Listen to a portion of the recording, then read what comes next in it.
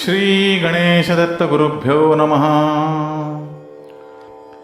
गुरुवाणी पुष्प 6 या ग्रंथातील अहंकार या अध्यायाचं मी पठण करीत आहे. अहंकार हा मनुष्याचा सर्वात मोठा दोष आहे.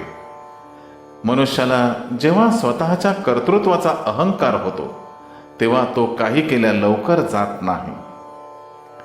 रामदास स्वामी स्वतः समर्थ असूनही हातात झोळी घेऊन भिक्षा मागत होते व तसे करण्यास शिष्यांना पण सांगत होते. हे सर्व अहंकार कमी करण्याकरताच. जिथे थोर सत्पुरुषांनाही प्रयत्न करावे लागतात तिथे सामान्यांची काय कथा. आपले कर्तृत्व व यश हे ईश्वराकडे सोपवावे. केवळ ईश्वर कृपेमुळेच हे सर्व होऊ शकते असा भाव मनात ठेवला पाहिजे. म्हणजे मनुष्य निरहंकारी होऊ लागतो व जसजसे तुम्ही निरहंकारी होऊ लागता तसतसे देव तुमच्याकडे लक्ष देतात, तुमची काळजी अधिक घेतात. सामान्यतः प्रत्येकामध्ये कोणत्या ना कोणत्या प्रगट अप्रगट सुप्त अवस्थेमध्ये अहंकार असतोच. कोणत्याही डॉक्टरी औषधोपचाराने हा अहंकार कमी होत नाही, तर त्यासाठी सत्पुरुषांचे पुन्हा पुन्हा दर्शन होणे आवश्यक असते. लंकाधिपती रावण हा वेदशास्त्र संपन्न ज्ञानी ब्राह्मण होता. शेवटपर्यंत त्याचा अहंकार कमी झाला नाही, उलट वाढतच गेला. कारण त्याला शेवटपर्यंत कोणाही सत्पुरुषांचे दर्शन अथवा सहवास मिळाला नाही. जर त्याची कोणा सत्पुरुषांशी भेट झाली असती तर त्याचाही उद्धार शक्य झाला असता. परंतु परमेश्वराला रावणाचा व दैत्य प्रवृत्तीचा नाशच करायचा होता, म्हणून नियतीने त्याची कोणाही सत्पुरुषांशी भेट होऊ दिली नाही. या उलट भगवान रामचंद्रांची वनवासात असताना अनेक श्रेष्ठ ऋषीमुनींशी व श्रेष्ठ लोकांशी भेट झाली. त्यांचा त्यांना सहवास मिळाला व त्यामुळे पावित्र्य वाढत गेले. मनुष्य रूपात असताना सत्पुरुषांचे दर्शन होण्याची व त्यांच्या सहवासाची आवश्यकता असते. हा आदर्श प्रभू रामचंद्रांनी निर्माण केला. अहंकारासारख्या दुर्गुणामुळे माणसाला स्वतःच्या कर्तृत्वाचा व स्थितीचा फार अभिमान असतो. मनुष्य प्रत्येक वेळी म्हणतो की मी असे केले, मी तसे केले, म्हणूनच मला यश आले. वास्तविक देवांच्या कृपेमुळेच त्याला यश मिळालेले असते हे तो सोयीस्कररित्या विसरतो. अहंकाराचे एक वैशिष्ट्य आहे, ते म्हणजे जेवढा तुम्ही तो घालवायचा प्रयत्न कराल तेवढा तो जास्त चिकटतो. अहंकार कमी करण्यासाठी संत किंवा सत्पुरुषांची भेट होणं आवश्यक आहे. त्यांचा सहवास मिळणे उत्तम साधन आहे. जोपर्यंत साधक अहंकार घालवू शकत नाही तोपर्यंत त्याची प्रगती सामान्यच राहील.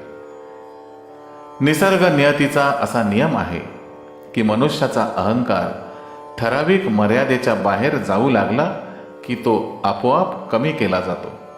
उदाहरणार्थ, पाण्याची काही धरणे असतात.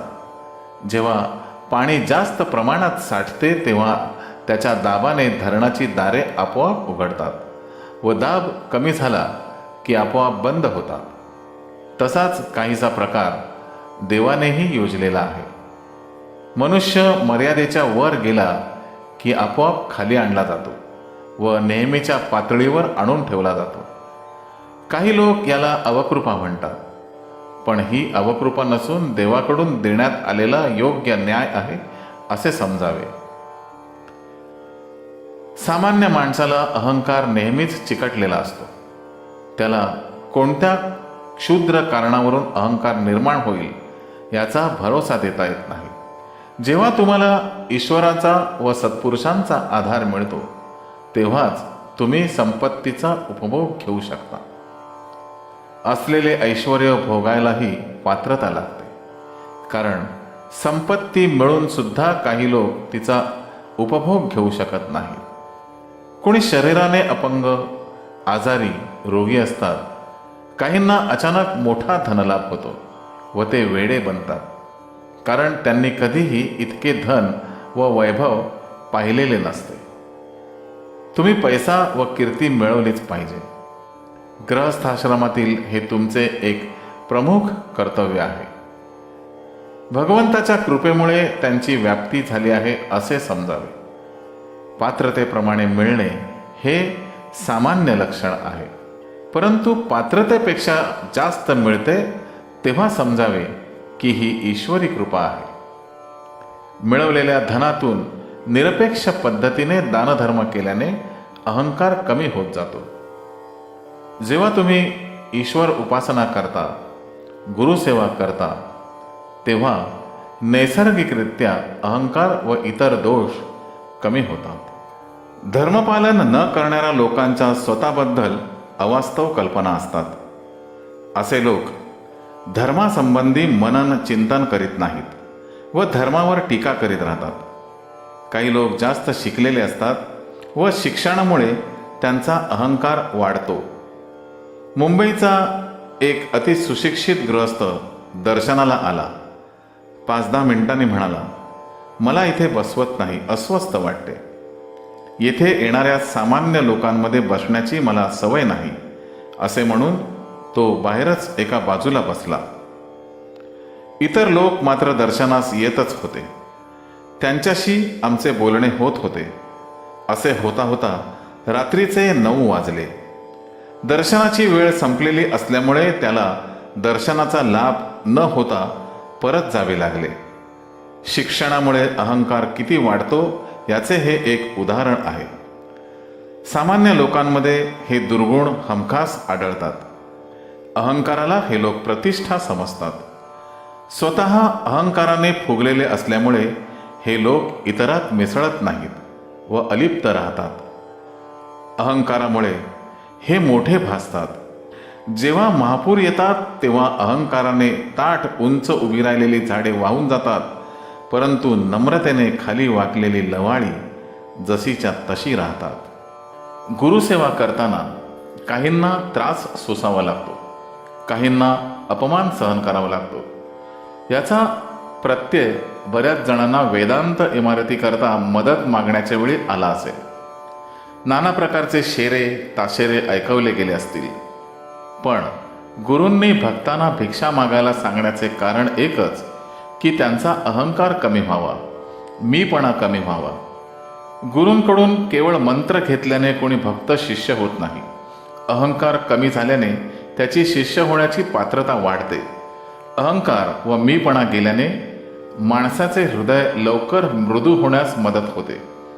याकरिता प्रत्येकाने ही भावना ठेवली पाहिजे की आपल्या जीवनामध्ये जे काही यश मिळते, आनंद मिळतो, त्याला आपले गुरु कारणीभूत आहेत, म्हणजेच त्यांची कृपा कारणीभूत आहे. अशी भावना दृढ झाल्याने तुम्हाला कोणताही अहंकार होणार नाही. भगवान श्रीकृष्णाने अर्जुनाला गीतेमध्ये सांगितले आहे की माम अनुस्मर युद्धश्च, म्हणजे युद्धाच्या वेळी माझे स्मरण कर. दुर्योधनाची व रावणाची अहंकारानेच हानी झाली. म्हणूनच कोणत्याही क्षणी आपल्याला अहंकार होता कामा नये याविषयी भक्तांनी सावध असावे. आपले गुरु ही एखादी व्यक्ती न मानता त्या ठिकाणी देवाचेच रूप मानायचे असते. हा असा भाव जोपर्यंत आपल्या अंतःकरणात उत्पन्न होत नाही तोपर्यंत आपला अहंकार नाहीसा होत नाही. म्हणूनच गुरूंना साष्टांग नमस्कार केला पाहिजे. साष्टांग नमस्कार करताना शरीराच्या 8 अंगांनी जमिनीला स्पर्श केला पाहिजे.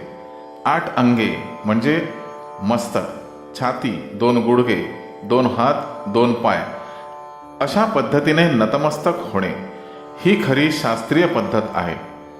असे केल्याने समोरच्या व्यक्तीच्या मनात आपल्याविषयी चांगली भावना निर्माण होते व आपला अहंकार कमी होतो.